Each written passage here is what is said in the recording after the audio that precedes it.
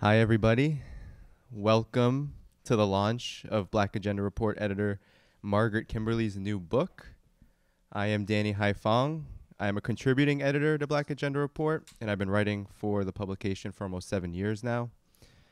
I hope you are all excited because I think we should all be excited about this book and about the conversation today. I hope you are all electioned out after last night's Iowa debacle. We will be talking more about the presidents here today, but it will be a very different kind of conversation. So while the ruling class right now is busy trying to preserve its exceptional image of this racist and exploitative empire, we see people are in motion everywhere, demanding an end to U.S. hegemony. We see millions of people on the street in nations like Iraq, millions fighting to preserve the gains in regions like Latin America, of the Bolivarian movement. We see millions more fighting against austerity in places like Chile. We see the rise of China and Russia creating such problems for the parasitic interests of Western monopoly and finance capital. We also see Occupy Wall Street, Black Lives Matter, and now the Sanders phenomenon, all sharpening the class conflict between the colorblind neoliberal ruling elites in the Democratic Party and the increasingly struggling masses in the United States. Independent journalism is growing in response to a corporate media that is wholly antagonistic to the interests of working people, especially black people. There's one big problem, though, amid all of this, and that is that the most anti-war and pro-socialist section of the population has not been much of a factor in this contemporary revolt against the rich. I am speaking of Black America. Decades of political repression connected to the legacy of enslavement and the rise of a black misleadership class that Black Agenda Report talks so much about has placed black politics within the suffocating grip of the Democratic Party. This is where the role of Black Agenda Report cannot be understated. BAR is the only institution within the independent media right now that consistently provides an analysis of the relationship between white supremacy, war, and the economic exploitation of the capitalist state with Black America at the center. In a time where fear and political reaction grips the left, Black Agenda Report has been unafraid to criticize any force that stands in the way of black liberation, while simultaneously offering a space to debate the correct path forward for left movements. Margaret's book is an extension of the work Black Agenda Report has done for over a decade to bring clarity in a moment of confusion. There's no better time than now, with a two-party corporate duopoly facing an obvious crisis of legitimacy, to talk about the relationship of the U.S. presidency to Black America. I will now turn over the stage to our two speakers tonight who can do this a lot better than I can. First, we will have executive editor of Black Agenda Report, Glenn Ford, start us off and introduce the person of the hour tonight, Margaret Kimberley. Then Margaret will conclude the presentation portion of the event by doing a deep dive into the contents of her book. After that, a question and answer period will follow and end with a book signing and more mingling among us. With that said, I give it up to Glenn Ford.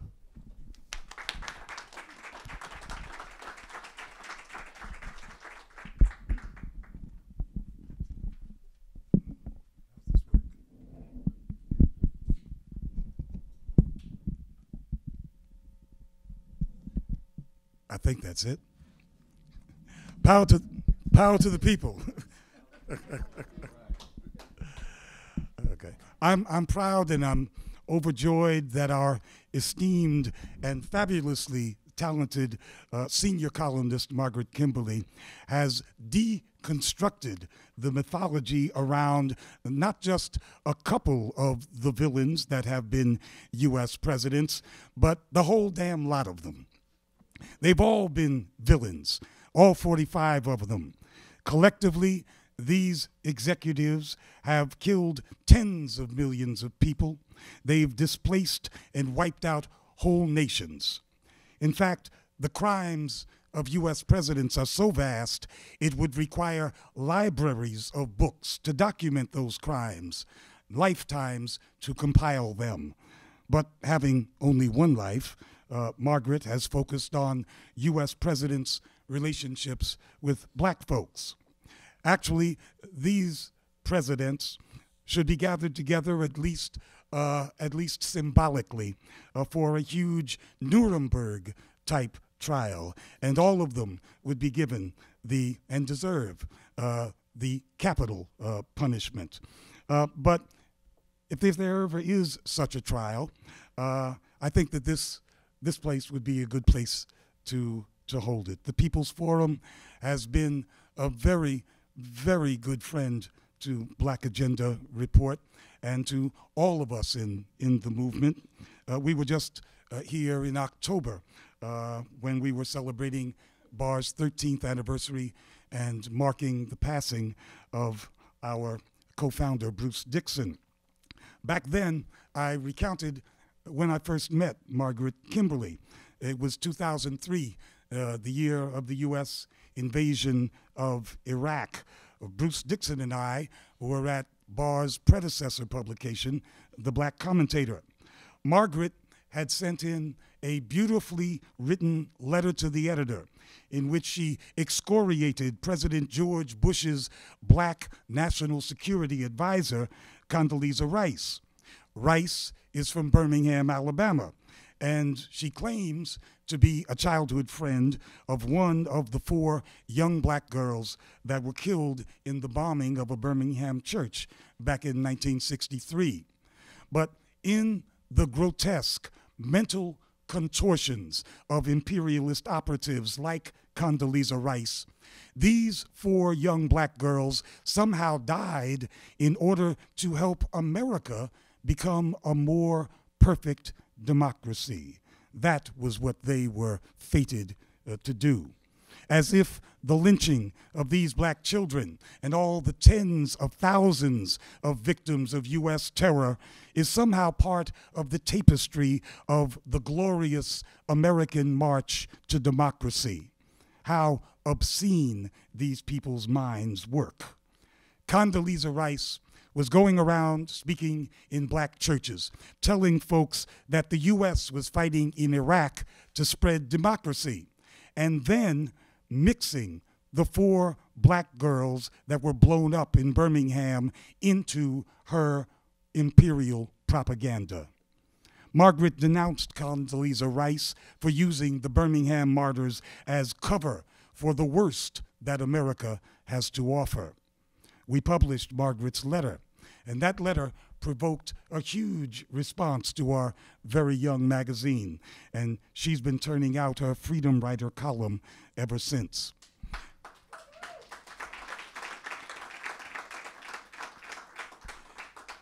I think it's very significant that Margaret wrote this book on U.S. presidents during the term of Donald Trump, because the Democrats and their corporate masters are pretending that Trump is some kind of aberration. He's not like the rest of the lineage of U.S. presidents. They're pretending that Trump's racism and his hyper-nationalism go against the grain of U.S. history.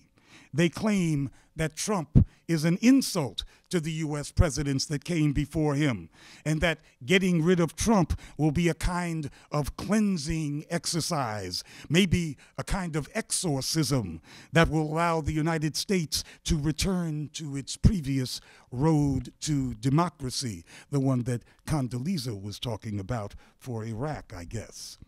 But Trump is quintessentially American. He is right at home in the pantheon of America's racist, imperialist, mass-murdering chief executives. As Margaret points out in her book, it was the arch-racist and arch-imperialist Teddy Roosevelt who began referring to the executive mansion as the White House. Nobody called it that before Roosevelt started living there. He wanted to show that it was the seat of power of a white nation.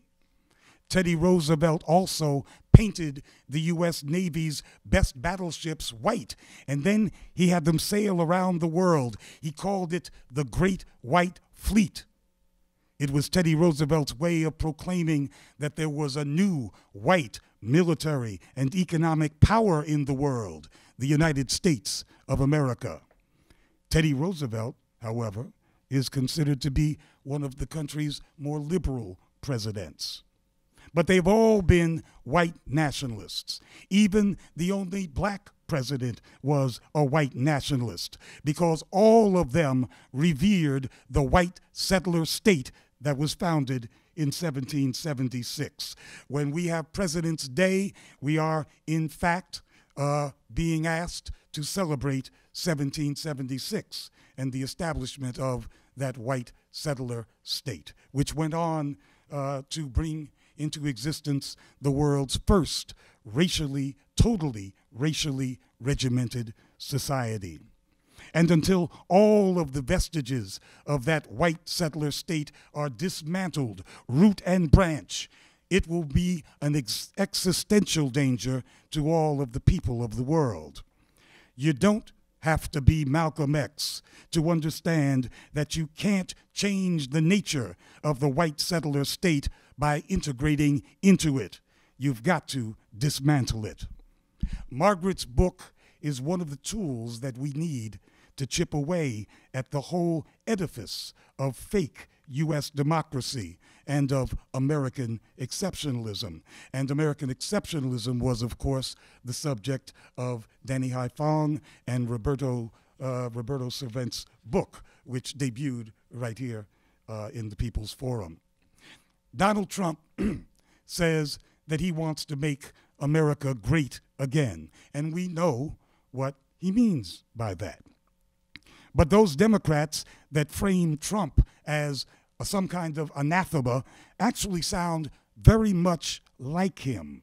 They also want to bring back a previous America, a pre-Trump America, as if Trump were the problem. But if Trump is the root of all evil, then why did Hillary Clinton and the Democratic Party encourage his fight for the Republican nomination? They wanted him to win, and WikiLeaks revealed that. It's because those Democrats can only appear worth voting for in comparison to Donald Trump. They don't want to get rid of Trump, and they don't want to get rid of Trumpism. They need him to mask their own ugliness. That's why it's so important that Margaret has thrown all 45 U.S. presidents into the trash heap of history where they belong. Everybody knows that most of the U.S. presidents before the Civil War were slave owners, or that they were in favor of slavery. But as Margaret reports, the great emancipator himself, Abraham Lincoln, favored kicking the newly freed black population out of the country, colonizing them only weeks before his assassination. We don't know what he would have done had he survived. We all know that Woodrow Wilson was an unreconstructed segregationist. But the great liberal hero, Franklin Roosevelt, kept most blacks out of his New Deal, and the word nigger was definitely part of FDR's vocabulary. John F. Kennedy and his brother Robert were the bookends that bracketed that famous painting with Dr. Martin Luther King in the center, a painting that hung in the living rooms of millions of black homes. But it was the Kennedy brothers that okayed the FBI's spying on Dr. Martin Luther King, and therefore, basically, their whole COINTELPRO program to neutralize him, and so on. You have to read the book. It's chock-a-block, as my West Indian friends say, with stories about these rogues who call themselves presidents. We know one thing, and that is whoever becomes president at the end of all of these exercises this year, he or she will be an imperialist. And that means that he will be or she will be a mass murderer, just like Obama, who picked targets for assassination on every Tuesday, because that is part of the job description for U.S. presidents. Down with them all, and power to the people.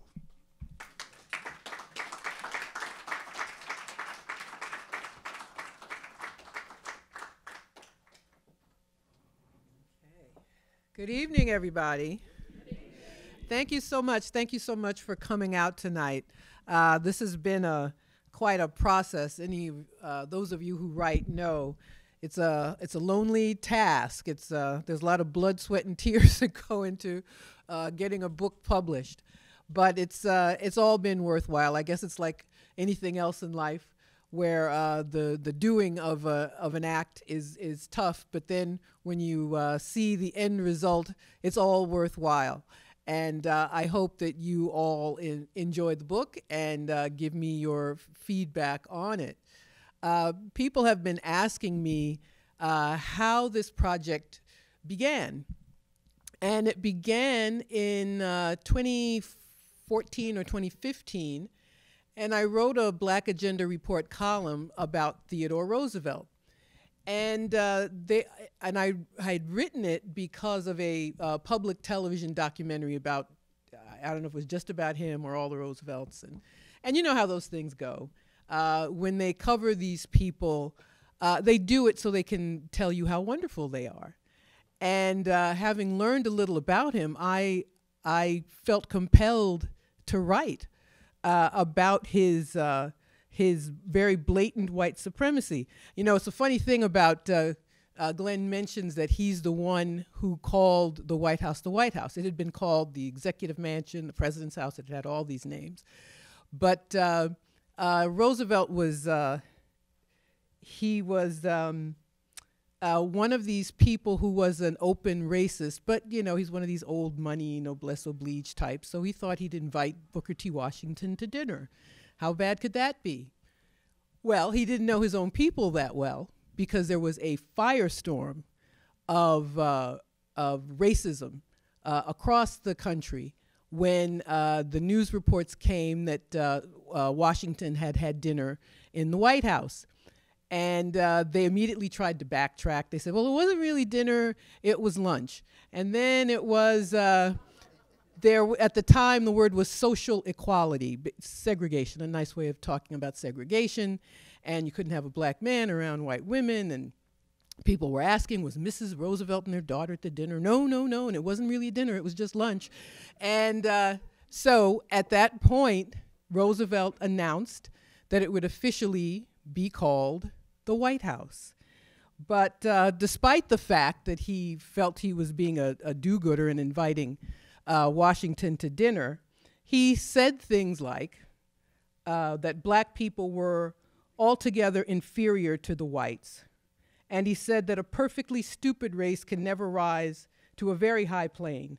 The Negro, for instance, has been kept down as much by lack of intellectual development as by anything else.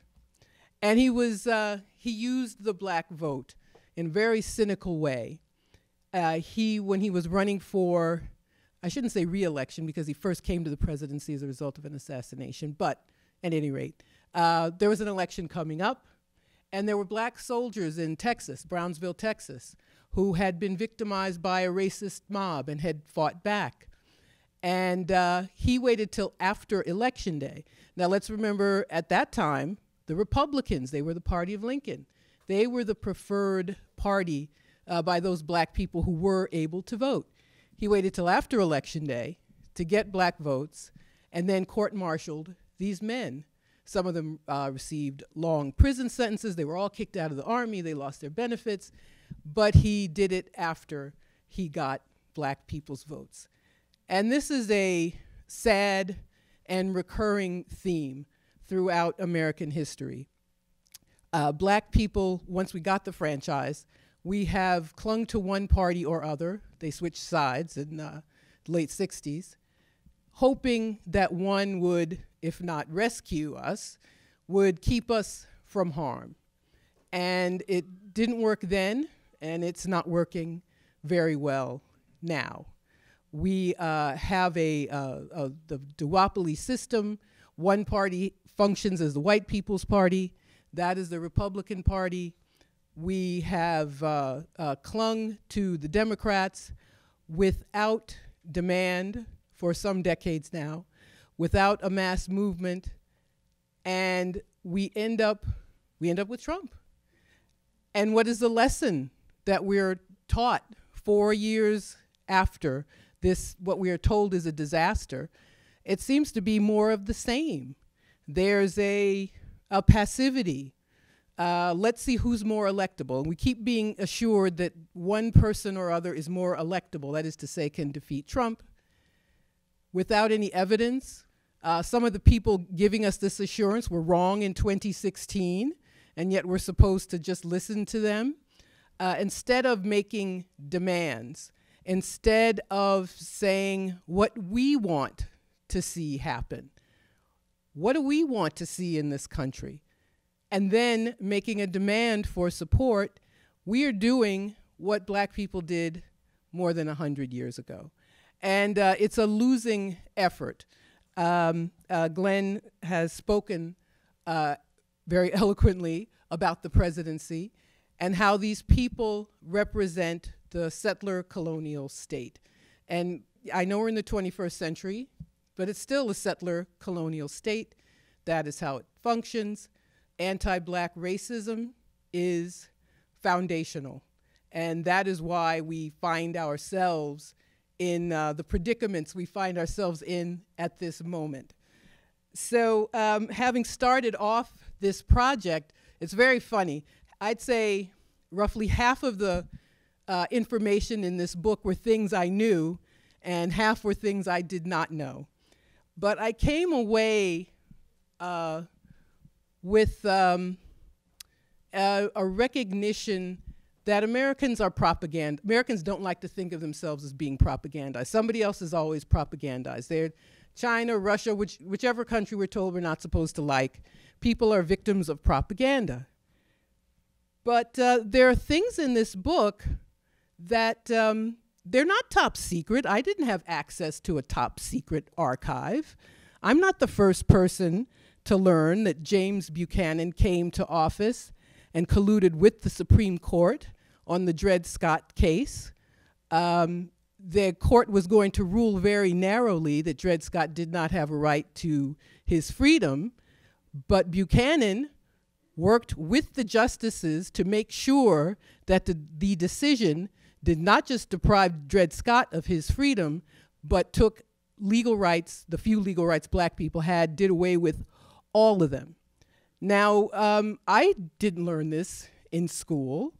I did not learn that Washington took teeth from his enslaved people, several hundred people, by the way. And I could go on with all these things. So now we see these people elevated in, especially this month, we have President's Day coming up, Lincoln and Washington. And people go on and on about the founders, the founders, the founders. The impeachment hearings, those moments when I could stomach watching it, there were, and it turned my stomach, I'm sorry, to see so many black people talking about the founders, these horrible people who committed genocides, and they are still lifted up. And Americans love to talk about other people. Have the Germans atoned for the Holocaust? Has this country acknowledged their sin here or there? But are loath to do it here. And it's going to be difficult. You know, a few years ago when Trump first came to office, and there were, I'm going to call it a riot in Charlottesville, Virginia, when his people came out in armed to the teeth and a person was killed. And that all began with an effort to remove a Confederate monument. And Trump said, well, if you take down Robert E. Lee, what are you going to do about Jefferson and Washington? You're going to take down those monuments too? And the New York Times poll, not Trump people, showed that most people did not want to take down those monuments either. So this is a dose of truth for those who can handle the truth, as a man said in the movie. It's very funny. I couldn't decide what to read. There's 45 chapters. Who do I read? And I'm changing my mind even as I stand here. But it's February. I'm going to start with Lincoln. Honest Abe. All right, Abraham Lincoln. Abraham Lincoln was long credited with being the great emancipator and the anti-slavery president. He was, in fact, quite openly racist and often expressed the belief in keeping America a nation of, by, and for white people. On December 31st, 1862, he signed an agreement with one Bernard Koch to take 435 black so-called contrabands to Ile La Vache, a satellite island off the coast of Haiti. The next day, Lincoln signed the Emancipation Proclamation. But the fact that he had also negotiated a colonization scheme, which he had likely intended to accompany and complement the proclamation, is largely unknown. Lincoln is a quintessential American hero. Much of the mythology surrounding him is worse than sympathetic exaggeration. Lincoln lore is mostly made up of lies. One of his most outspoken detractors was radical abolitionist Wendell Phillips. Lincoln's continued advocacy of colonization, the forced migration of black people out of the country, inspired Phillips to call him, quote, a first-rate, second-rate man, unquote. Lincoln was a consummate politician. He had to be dragged kicking and screaming to fight a war to end slavery, and ultimately went to war only to save the Union. The Republican Party was founded to prevent the spread of slavery into the Western territories, not necessarily to abolish it.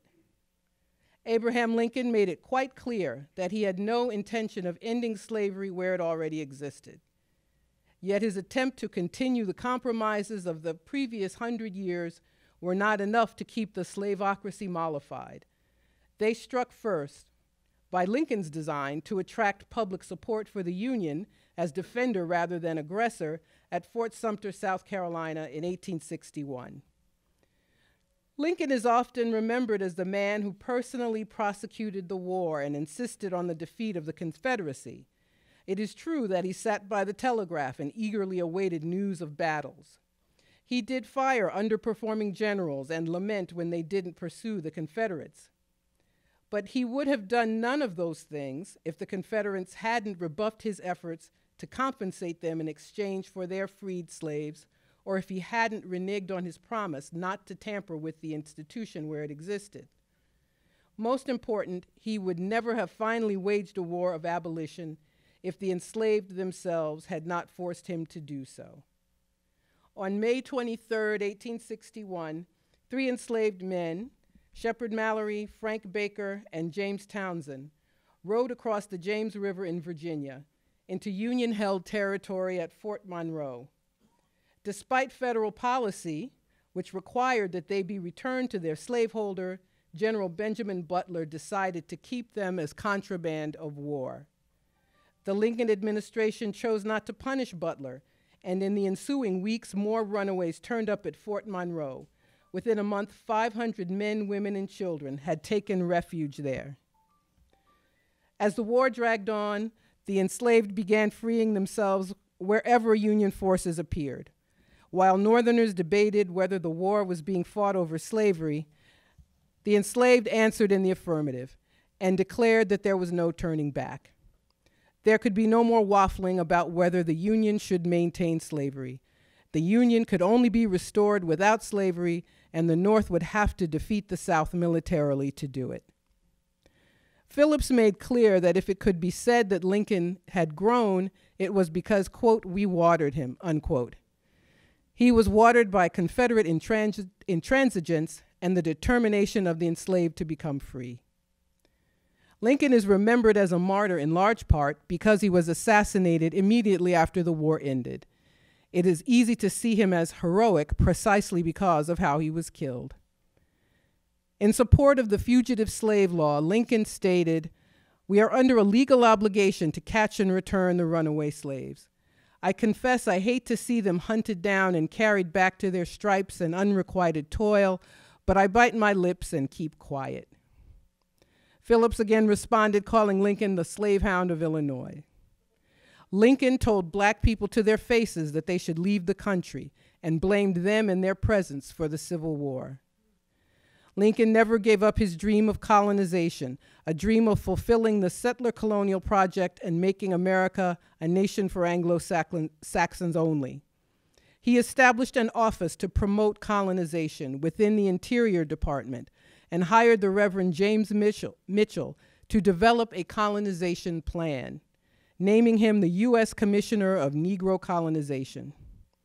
One colony nearly came to fruition in the Cherokee region of Panama until Central American governments protested. Mitchell wrote Lincoln the letter on the relation of the white and African races in the United States, showing the necessity of the colonization of the latter. Mitchell didn't mince words, encouraging the president on the first of 28 pages to produce the separation of those races, the removal of the colored race to a proper locality, and establishment in independence there.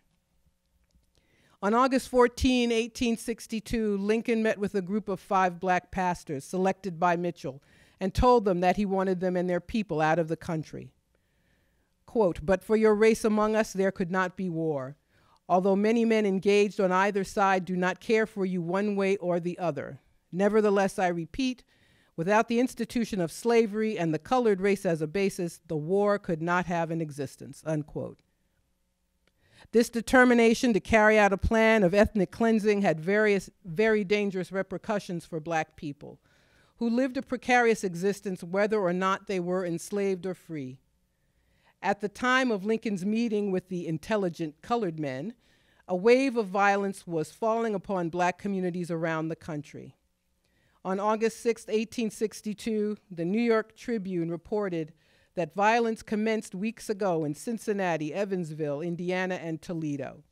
In Brooklyn, New York, a mob attacked black workers at a tobacco factory and attempted to burn it down with the workers inside. Lincoln was nothing if not consistent. After his meeting with black leaders, after violent attacks on black people, he continued to link emancipation to colonization. On September 23, 1862, he met with his cabinet to discuss a preliminary emancipation proclamation and made clear his determination to send black people out of the country. Secretary of the Navy Gideon Welles reported on the meeting. This was a part of the president's scheme and had occupied his mind some time before the project for emancipation was adopted, although the historians, biographers, and commentators have made slight, if any, allusion to it. The president, however, and a portion of his cabinet considered them inseparable, and that deportation should accompany and be part of the emancipation movement. Not only was emancipation tied to colonization, but so was compensation to the slaveholders, which Lincoln proposed in his congressional address of December 1st, 1862, while giving them until January 1st, 1900 to complete the process of emancipation. So dedicated are historians to whitewashing history that they lie about evidence that is quite easy to find. Benjamin Butler's account of being asked to develop yet another colonization plan just days before Lincoln's assassination is continually called into question. Anyone questioning whether Lincoln was the great emancipator is rebuffed.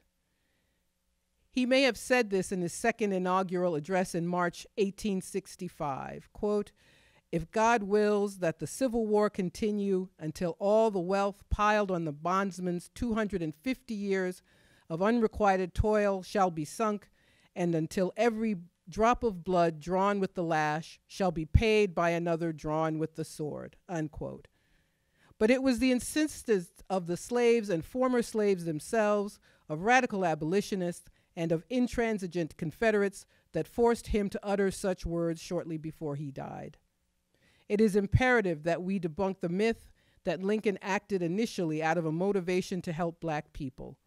Spreading and continuing these falsehoods makes the study of history a sham and keeps Americans uninformed about their past and their present.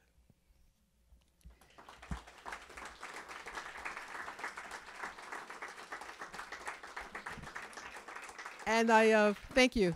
You know, I've come away from this project with a great deal of cynicism about people who are held up as scholars, the biographers, who lie. And you know, an omission is also a lie. So even if you don't mention the fact that Lincoln never gave up his dream of colonizing black people, you're telling a lie. And there are 45 lies. Now, it's a funny thing. Trump, they tell the truth about Trump because he doesn't know how to observe the niceties. But they all get a pass. And it's important for us to know this, and it's important for us to question. You know, of the first 12 presidents, 10 were slaveholders. Only the Adamses, father and son, were not of that first group of presidents. And this is something that's easy to find out. It's something everyone should know. It explains so many things. It explains why they built a new capital city. Why would you build a new capital city? There were cities. New York existed, Boston, Philly, they all existed.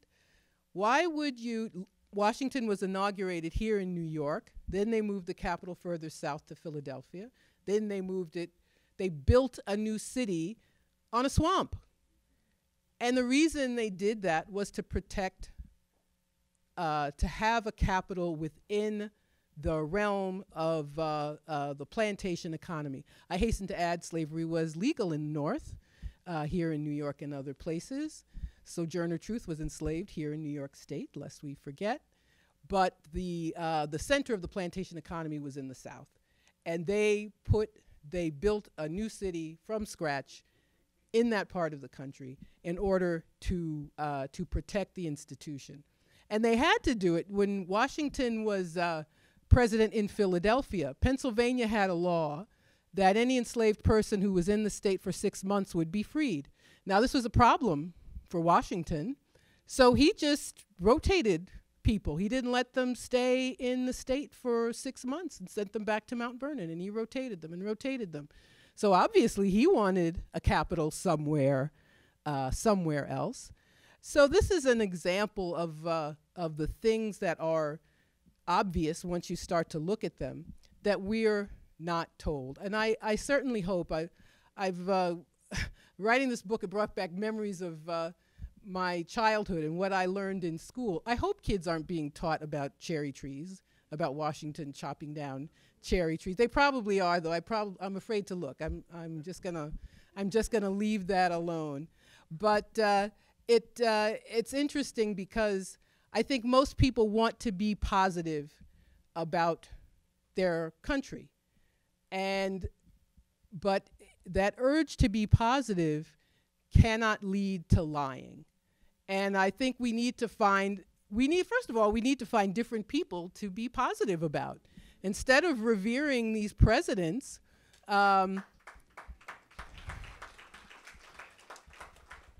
people should revere John Brown. If you're going to revere a dead white guy from the 1800s, it ought to be John Brown.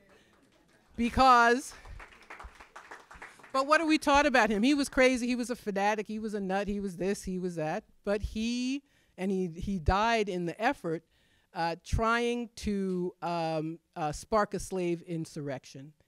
He did, in a sense. He hastened the start of the Civil War, and for that he is heroic.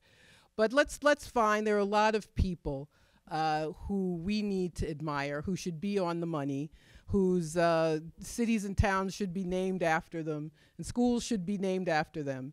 Let's get rid of these rogues and embrace the truth, because it's a beautiful thing when we tell the truth. As individuals we know it, as a society we know it.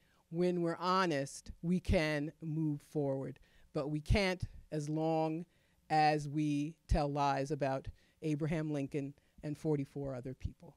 Thank you all very much.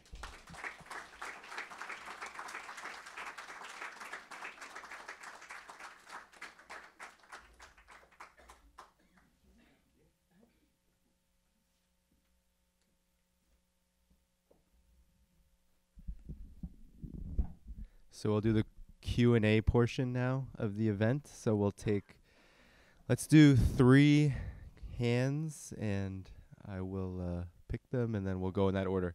So 1. Oh yeah. Okay. True. Yeah, we could. Okay, cool. Thanks. So 1 back there, 2 right here. Okay. Start.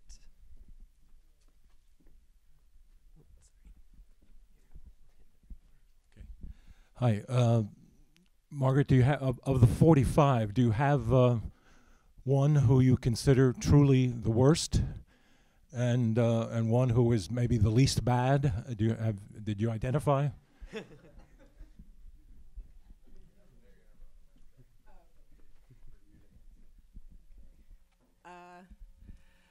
The worst, I think of Andrew Jackson comes to mind as being the worst.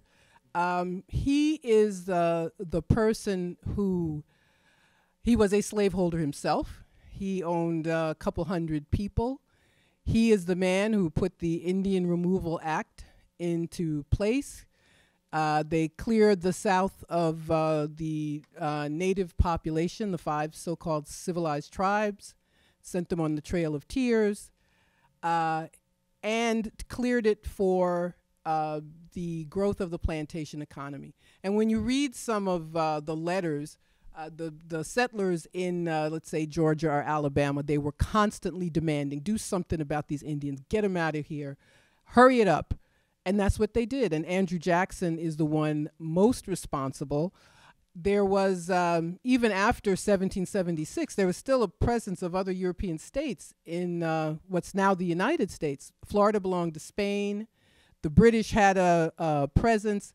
You know, we're told in the War of 1812 that he didn't get the message that the Battle of New Orleans, the war was over and he fought the Battle of New Orleans. No. He knew.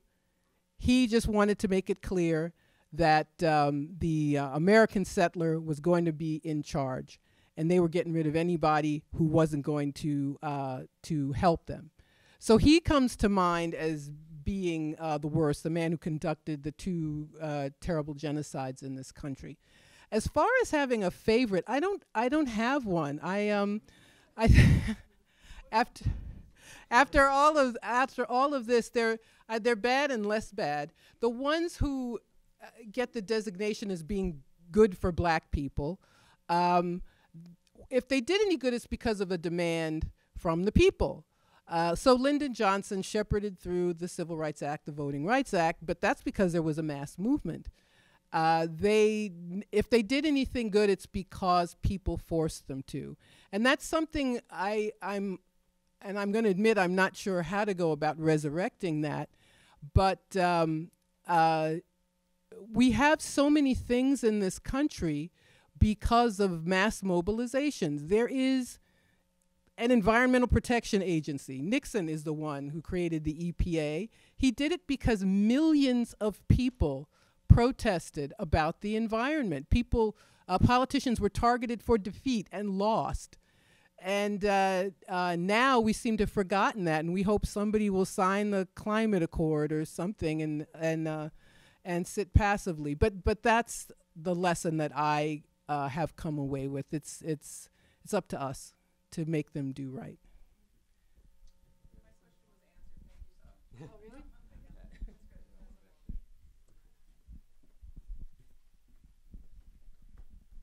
Thanks. I'm wondering if I should give it to one of the women first. Here we go. Sorry. Oh, thank you. Margaret, Lerone Bennett, who did Abraham Lincoln's White Dream, and other historians at the time, ironically referred to Lincoln as Africanus when you think of his racism. Sorry. My doctor, sorry. So can you give us some context, some content about this great, not great, but the contradiction that Lincoln had himself been thought of as black and denigrated often in the press as being African? Do you have any other information on that?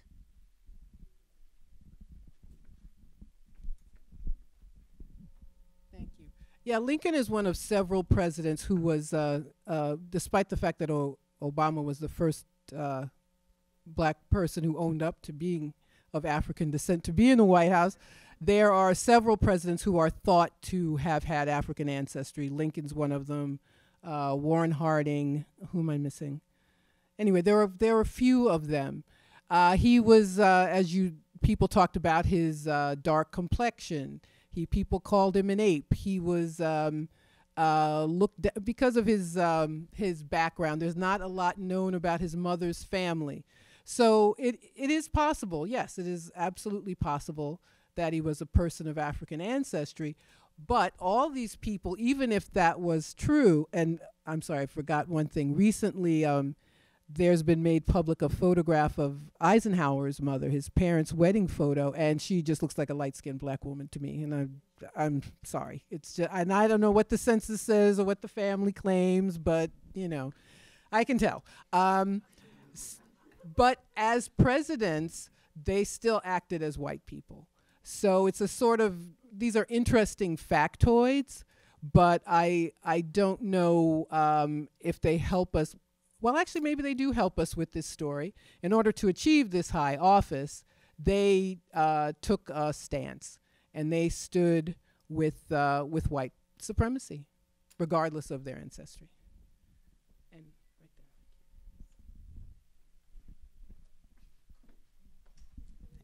Thanks. Margaret, I wonder if you could talk about your research, because when I looked at the book, I saw that you had 7 or 8 sources for every single chapter, if not more. And you talk about the fact that a lot of this history is whitewashed, pun intended. So I'd love to hear more about where you found all of the sources that you relied upon to give us this fantastic book.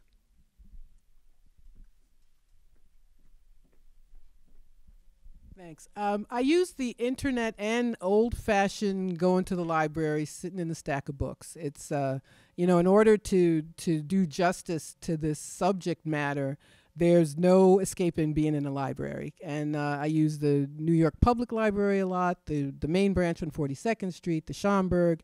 I went to Washington to the Library of Congress. If you've never been, I advise everybody to go to the Library of Congress. You can get a research card, just show ID, they give you a card, you can wander the stacks, you can do what you want. So it was, the internet is an amazing tool, it is excellent, but you have to do both. So as many hours in libraries, in addition to many hours before a computer. So you do have to have both.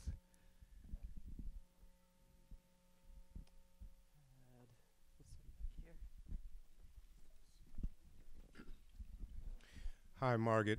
Margaret, it's a pleasure to get a chance to hear you speak in person. I've heard you quite a few times already on WBAI and various programs.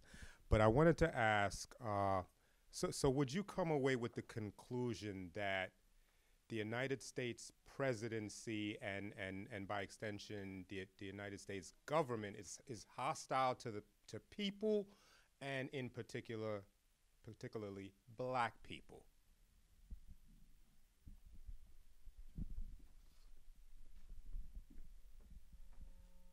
Well, given a chance, it's hostile to everybody, because we live in a society that is hostile to humanity, and we're seeing it now at this stage, the end stage of capitalism, where the contradictions are becoming more and more obvious, but black people have been the focus, the target of oppression from the very beginning. The Constitution is a pro-slavery document. We all know about the 3/5 clause. There was a fugitive slave law in the Constitution. They made it worse in 1851. But we have a capital where it is in order to protect slavery. We have an electoral college in order to protect slavery. We have a region of the country which is the most right-wing, the most conservative, the most backward, because it was, and they still have an outsized role in our government. We still have politics which capitulates to the people who are the descendants of the slaveocracy. public policy. When Roosevelt, some of his New Deal programs, for example, the Social Security Act, excluded farm work and domestic work. Well, guess what? Who mostly did farm work and domestic work? The GI Bill was administered by the states. Well, guess what happened? There are thousands of black veterans who got nothing out of it. Housing policy to this day, redlining, zoning. I could go on. That the desire, mass incarceration, half the people imprisoned in the country are black.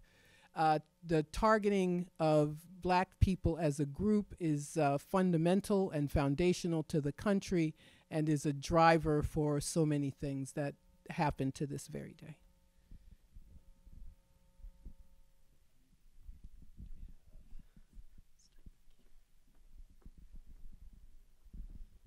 Margaret, congratulations and thank you. I can't wait to read it. I was wondering if you could address the enormous popularity of Hamilton that minimizes slavery, minimizes genocide of Native American people, and has black performers playing slaveholders.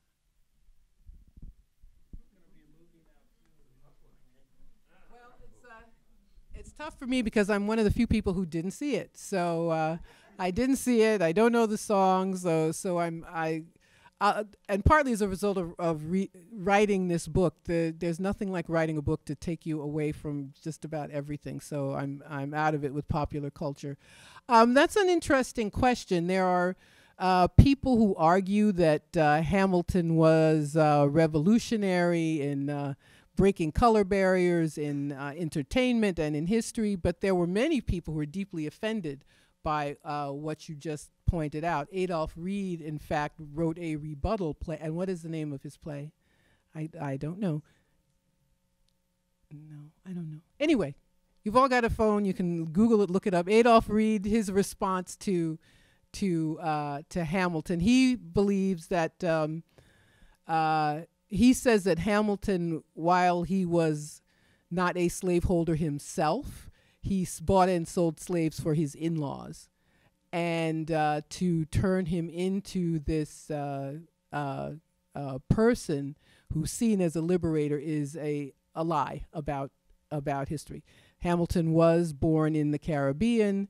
It is generally believed that he had some African ancestry. People want to argue about it, but I can't, having not seen it, I can't say. But I think that's a valid criticism, and I'm sorry I can't think of Adolph Reed's play.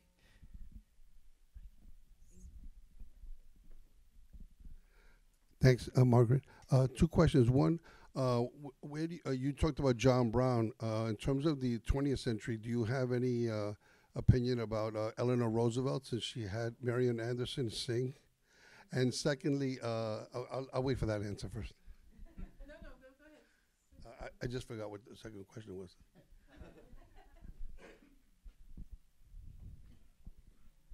Thank you. Yeah, Eleanor Roosevelt is both Roosevelts, FDR and Eleanor, were beloved by black people of that time. My parents, that generation, they loved the Roosevelts. At a time when black people were consigned to being invisible, for Eleanor Roosevelt to befriend Mary McLeod Bethune, to have given Marian Anderson that opportunity to sing at the Lincoln Memorial. She actually did photo ops with black people. But she was like her husband. She wrote a column, and one of them was called "If I Were a Negro." And in it, she basically said, if I were a Negro, I wouldn't ask for too much. I would be grateful that my ancestors were taken out of Africa.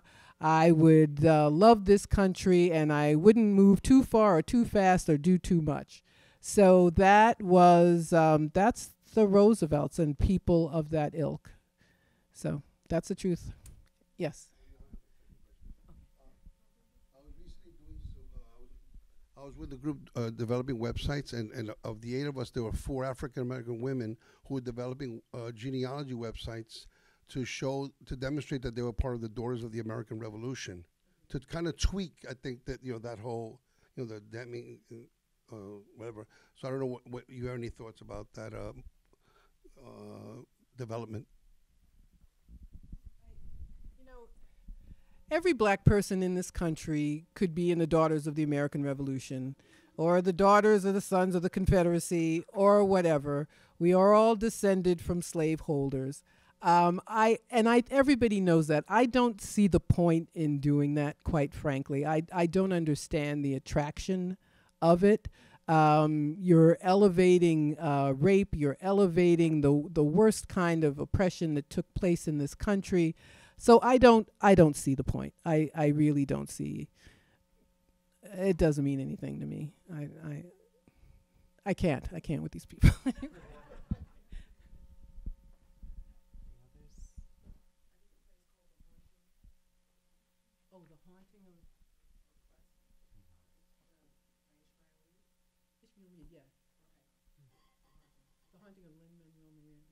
Okay, yeah.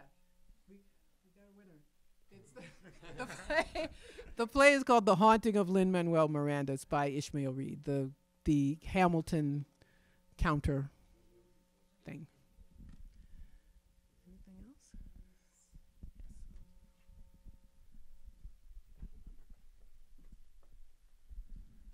else? In your research, was there anything that you found that just made you go, wow, like I didn't know that?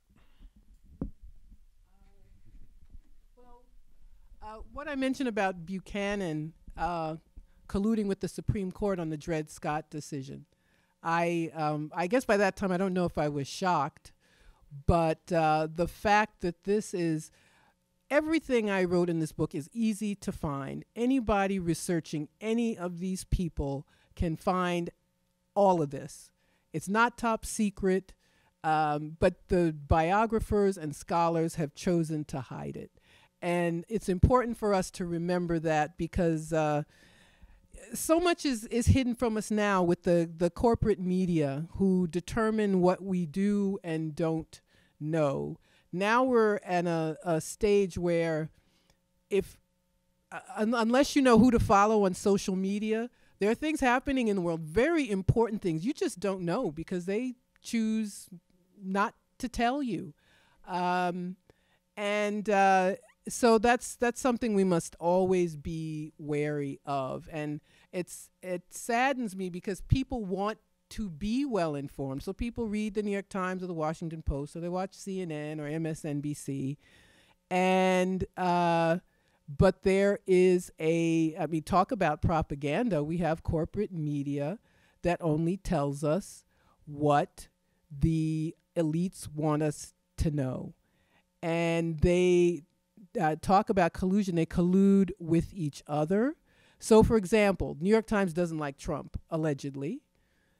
But if Trump bombed Syria or Iran, you wouldn't know that. All of a sudden, they may criticize him because he didn't bomb soon enough or something like that. So you get to, if you really pay attention, you realize how difficult it is to know what's happening in the country and what's happening in the world.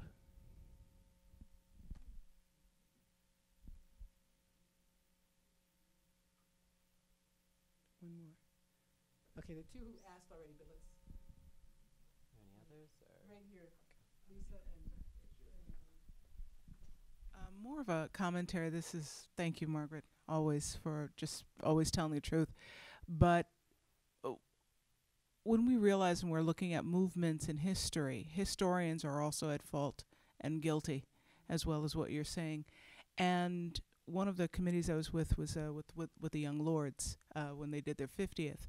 And we had a big discussion about the fact that there are people, young people, who know nothing about slavery, let alone the movement. So what you're doing is the fact that these facts are easy to find, it's bigger than that, because when we're talking about history for particularly our younger generations, they will know nothing about what we think are basics, let alone something like this. So I just urge educators, in any capacity that you are an educator, to bring this up as a possible curriculum. And I'm really on a push for books to become part of curriculums. Not every professor has that sort of, leeway, or they less of a leeway than we'd like, but please bring this up and please make it a part of any curriculum or any lecture that you hold. By the by, let's do this excerpt, because it is really a travesty, to say the least, of what we're not learning, as Margaret said.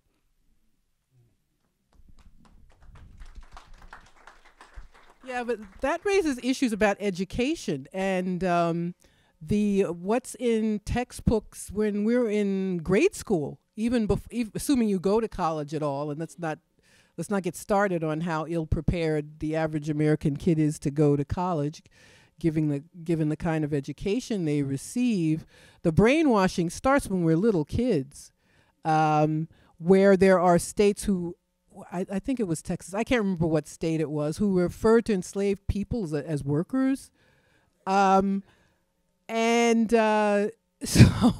even before we start talking about college curricula, we have lying beginning when we're very, very young, or inadequate information. So you'll see surveys that show Americans can't find Florida on a map, the state that sticks out, which, if you don't know anything else, you should be able to find that one. Or who fought in the Civil War, or who were America's allies in World War II, or very recent history is lost to us.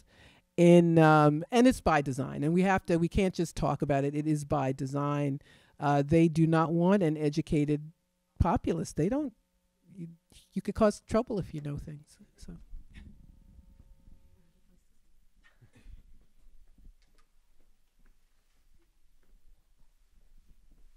So I'm going to push back a little, Big Sister Margaret, because as a teacher, we do teach those things. People don't necessarily remember them, but I do want to speak to the point that you made. The curriculums throughout the states, including right here in New York State and New York City, are insufficient and dishonest, basically, going back to your point. I do want to know if you have any plans on, or if anyone has any plans on developing a curriculum for your book. My co-teacher and I, we're already on it, so we're doing that.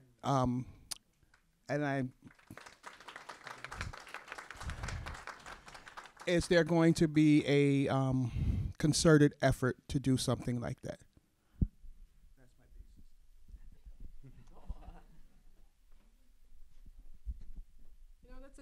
That's a good question. I guess I'll have to ask you how to go about doing that. That's an excellent question. I've already met people who teach at the college level who say they're going to include my book in their courses, but we have I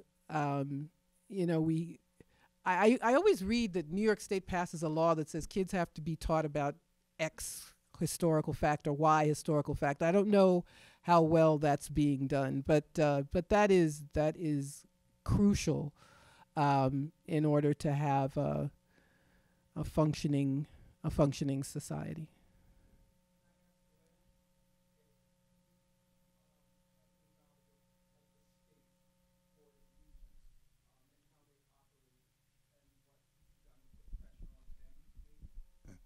That whole realm of the world is foreign to me. Sorry. Is there anybody here who does know that? No? Any other educators in the house? So I know I know there was a legislation that required kids in New York State to be taught that there was enslavement in the state of New York. And I don't know how well that is being done. And people are shaking their heads like, no, it's not being done. There was... A few years ago, I know the New York Historical Society had an exhibit on slavery in New York State. And people in Brooklyn, where I work, have pointed out how many of the street names are slaveholder names, all Dutch names, by the way. So there were Nostrans and Skirmerhorns and so on and so on. all of whom were slaveholding families. Slavery didn't end in New York State till like the 1830s. It didn't, it wasn't that much sooner than it was in the South, and that's something we should all be aware of. 1824.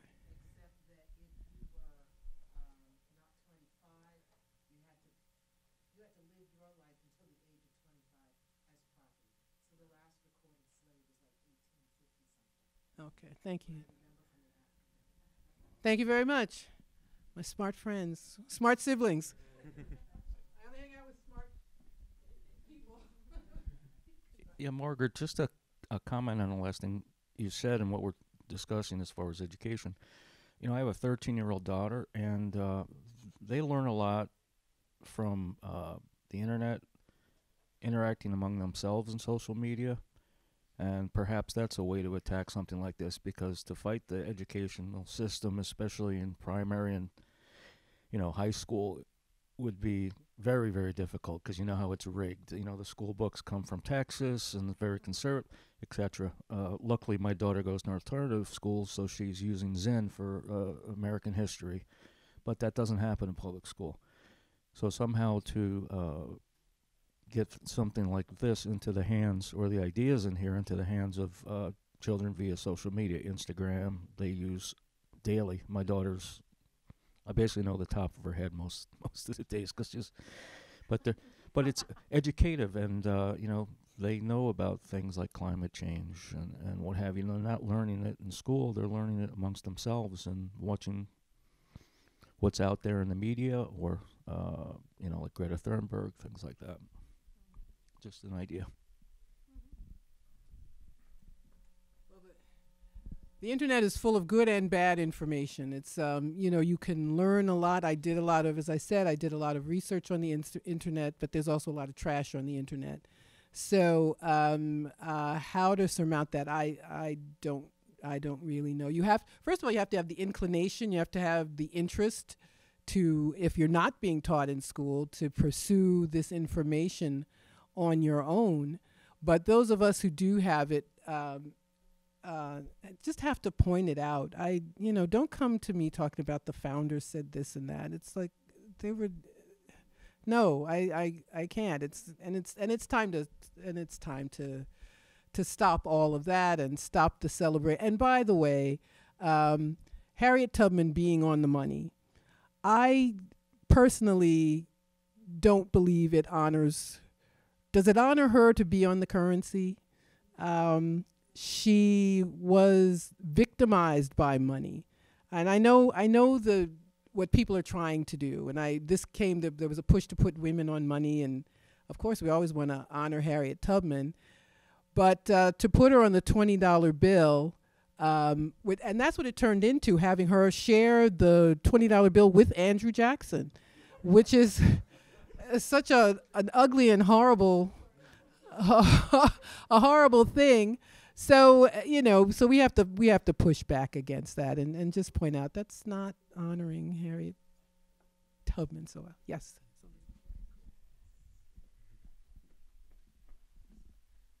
I wanted to know when you're going to do your TED Talk.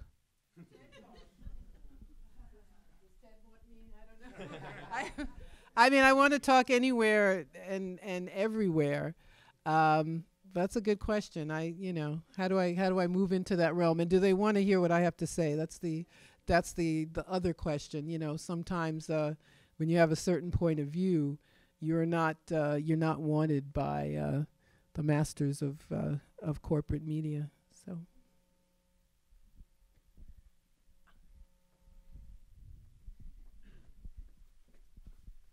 Thanks. Hey, Margaret, congratulations. Speaking of educators, I am a now happily retired educator, but at the elementary level. And one of the things I wanted to mention, I noticed that last year, and this was my last year, there supposedly was an effort to develop a curriculum for social studies.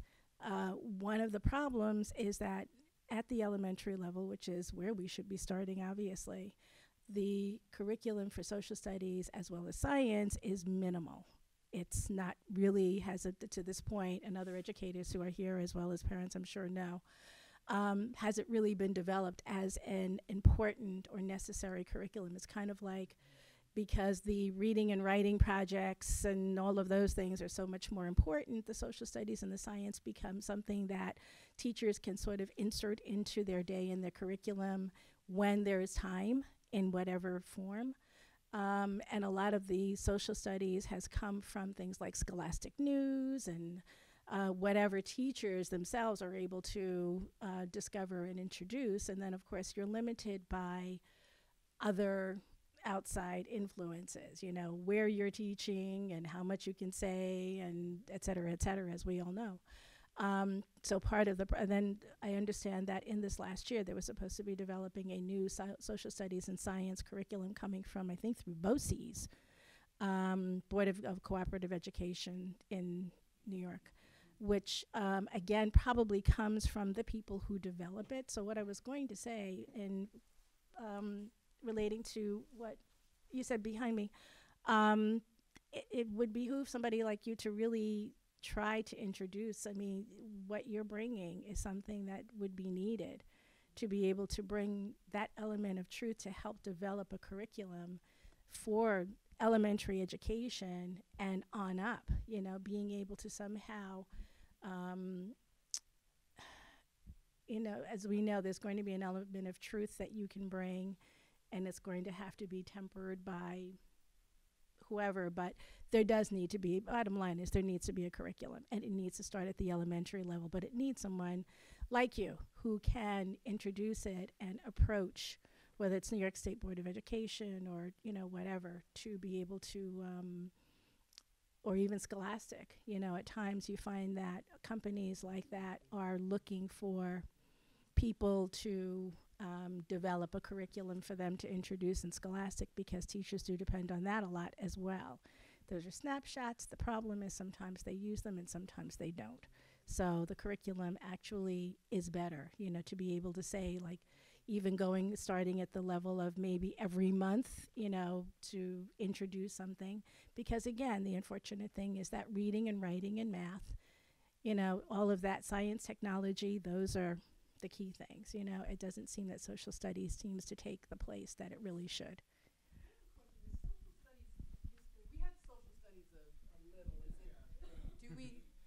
Do kids, is social studies in place of history? Is it in addition to what? Same thing? Okay. Okay. All right. I got you. There's a great book, James, is it Lowen, Lies My Teacher Taught Me? That's an excellent, it's a good book for grown-ups. Lies Across America he also wrote. He wrote a lot of things that I like. But someone else, I think Nellie mentioned Lerone Bennett's book about Lincoln. That is a must-read for anyone who is interested in this history. I think that's it. Sure. Oh, go ahead, Danny. So, Margaret, since we're in the throes of the 2020 presidential circus, I'm wondering if you, I know you wrote a lot of the book, or some of the book at least, during this process. Do you have any reflections or connections to this madness that we're experiencing now to your book? It's like, here we go again, you know, black people searching for, if not a savior, a protector. And the party that we look to for protection delivered Donald Trump through their own incompetence born of corruption. And they're not being questioned 4 years later. It's, you know, we're still, as I said earlier, somebody who didn't know what they were talking about in 2016 is telling us that this or that person is more electable. And this has been going on since the earliest days when black people in the North got the right to vote. We have to support so-and-so. There's betrayal, there's disappointment, and so that, as far as we are concerned, it's just deja vu all over again, as someone said. But I would say if we can't agree on anything, we must have a demand that our votes be protected. And I don't hear about this. You know, a couple of months ago, I read, it was in the New York Times about Ohio, the state of my birth, which has some of the worst, most restrictive voting laws, where if you don't vote in a congressional election, they tell you can't vote in the presidential election, all kinds of chicanery. And they said that volunteers, and so they're purging the voter rolls. And the article says volunteers are looking at the voting rolls to see if the laws are being applied correctly. And I said, why are volunteers doing this? Is there no Democratic Party in the state of Ohio, a must-win state, one of those states that they claim they have to win, and they can't be bothered to spend the money to protect our votes? Wisconsin is about to have a huge 200,000 votes, black people. A must-win state, we keep being told. I have not heard anything. No money raised, no people going there, nothing. And so, you know, here we are in the 21st century, and we're back to the age of Reconstruction. And we can't let these people get away with it. Whatever else they claim they're going to do, if there's anything else we can agree on, is that they have to protect the franchise, but they don't. Okay, Lisa. Yeah.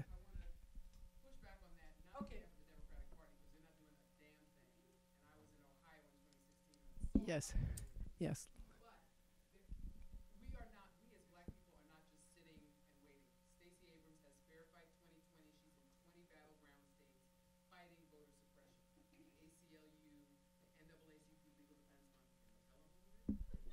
Yeah. Right.